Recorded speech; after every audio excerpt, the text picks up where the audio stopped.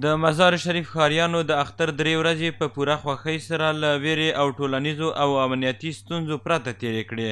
د مزار شریف ښاریانو د دغه ولایت د امنیت په ټینګښت کې د امنیتي مسئولینو د پوره چمتووالي ستاینه وکړه.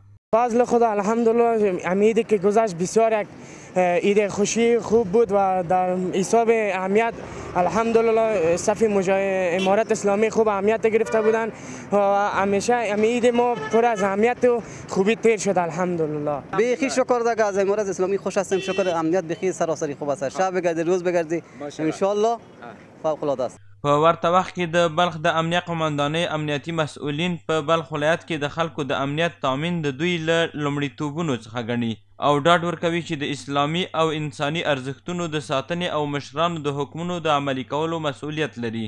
به فضل پروردگار و با اخلاص و تلاش مجاهدین امارت اسلامی در بلخ دیگه به فضل پروردگار و با کمک و دعای مردم الحمدلله تحت سایه امنیت 100% 3 روز عید بخیر در بلخ سپری گردید و به فضل پروردگار جای بسیار شکرگزاری است و ما از مکلفیت ما است در قسمت امنیت انشالله که ما آخرین تلاش های خود کردیم و میکنیم انشالله. له نیکمرغه د بلخ ولایت خلکو وکولای شول چې د اسلامي نظام تر سیوري لاندې د اختر 3 ورځې په ارامه او ورورګلوۍ فضا کې تېرې کړي چې خلکو له کمې ستونزې پرته دا ورځې تېرې کړې.